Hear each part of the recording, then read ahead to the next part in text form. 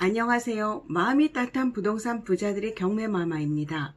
오늘은 NPL로 수익률 50%나 난 사례로 외국인이 점유하고 있는 경우에 대해서 준비를 하였습니다. 경기도 이천에 있는 물건으로 100m 반경 안에는 초등학교와 중학교가 있었고 고등학교는 500m 반경에 있었습니다.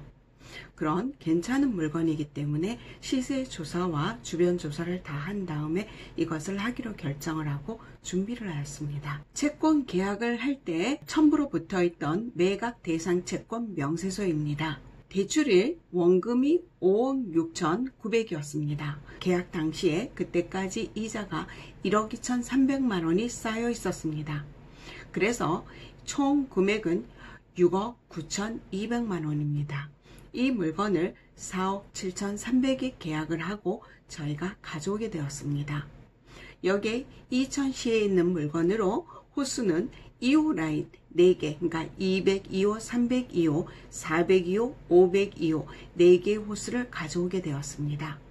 계약 당시 첨부 자료로 들어오게 된 회수 예상 조회표에는 상환금액, 대출 상환금액이 5억 6,900이고 대출 일자는 2018년 10월 31일로 되어 있습니다.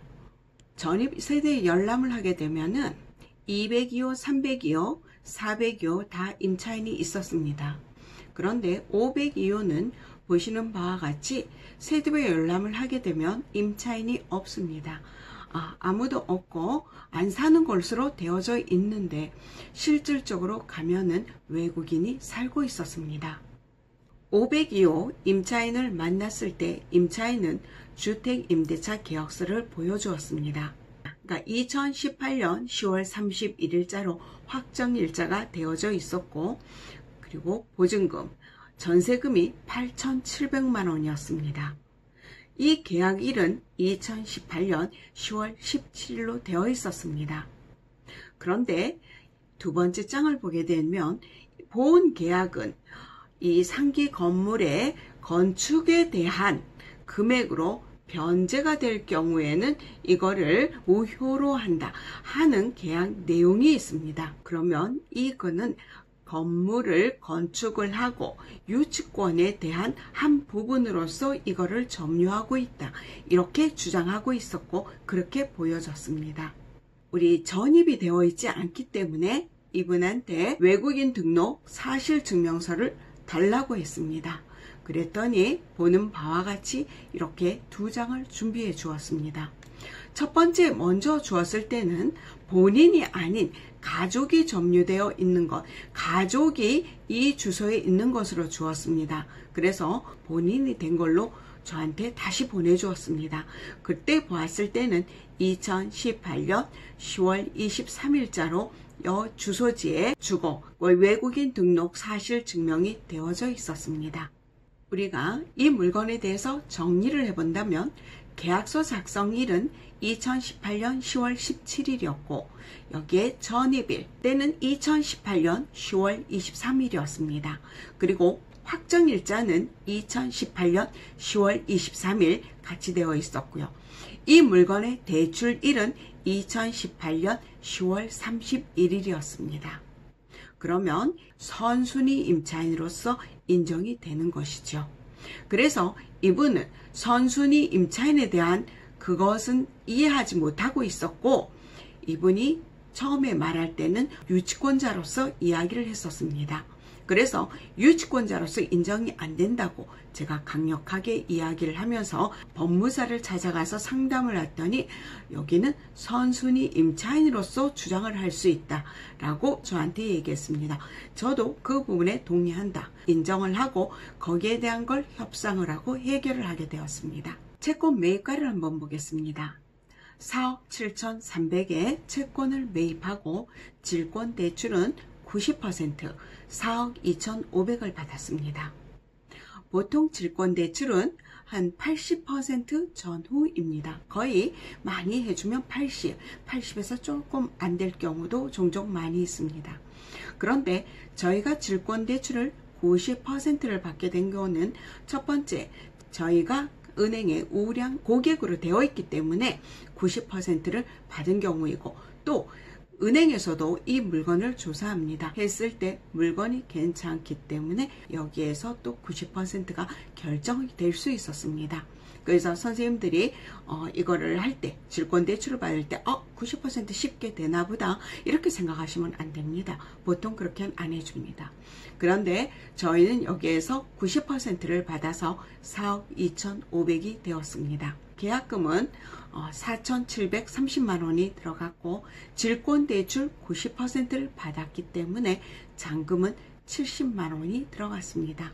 그래서 이전비, 그 다음 이사비용 모든 거를 경비를 했을 때 4천만 원이 들어갔습니다. 그래서 총 투자 금액은 8,800만 원입니다. 우리가 4세대를 매매했을 때의 금액을 한번 검토해 보겠습니다. 5억 7,200만 원이 매매에 전부 합계가 되었습니다. 그래서 질권대출 4억 2,500만 원을 먼저 상환하고 1억 4,700만 원이 되었습니다. 그런데 우리 투자금액, 앞에서 투자했던 투자금액 8,800만 원을 회수하고 나면 우리 수익금은 5,900만 원이 되겠습니다. 그런데 이게 겨울을 지나면서 마지막에 한 세대 남았을 때 정화조 배관이 겨울에 터지게 되었습니다. 그래서 그 공사를 저희가 했습니다. 1,500만 원이 들어갔고, 그래서 순수 수익금은 4,400만 원이 되겠습니다. 그래서 초기 우리가 투자금의 8,800만 원에서 수익금 4,400만 원이 나와서 50%의 수익률을 우리가 기록하게 되었습니다. 종전에는 임차인이 외국인일 경우 세대별 열람 내역에 나오지 않습니다. 만약에 이분이 후순위 임차인이란다면 문제되지 않겠지만, 만약에 선순위 임차인이란다면 경매나 공매를 하는 우리 입장에서는 매우 큰 낭패를 보게 됩니다. 은행에서도 대출을 해줄 때 세대별 열람만 보고 선순위 임차인이 없구나 하고 우리가 대출을 해주는데, 이 물건 같은 경우도 외국인이 있었기 때문에 세대별 열람 내역에는 없으니까 선순위가 없구나 하고 대출을 해준 경우입니다. 그래서 은행에서도 많은 손실을 있었죠. 우리 외국인 임차인에 대한 문제는 우리가 경매나 공매를 하는 분들이 전부 내국인입니다. 내국인이 이런 불이익을 받게 되는데, 이 경우에 이번 법무부의 시행 규칙에서 개정을 하여 가지고 우리 외국인 체류 확인서를 열람, 교부할 수 있도록 하였습니다. 그래서 외국인 체류 확인서를 열람, 교부를 하는 경우에 우리가 경매나 공매를 하는 경우 얘기겠죠. 아니면 또 우리 매매 계약을 할 때도 마찬가지입니다. 그렇게 할 경우엔 가까운 출입국이나 외국인 관서나 아니면 면, 동사무소에서 신청하고 확인할 수 있습니다. 저희 사정으로 유튜브를 많이 찍지 못하였습니다. 지금까지 사례들은 굉장히 많이 있는데 하나하나 준비하여서 여러분들께 소개시켜 드리도록 하겠습니다. 지금 NPL 시장이 많이 물건이 나오고 조금 있으면 물건이 더 많이 쏟아질 겁니다. 이렇게 준비하시고 공부하시는 여러분들께 응원하겠습니다. 감사합니다.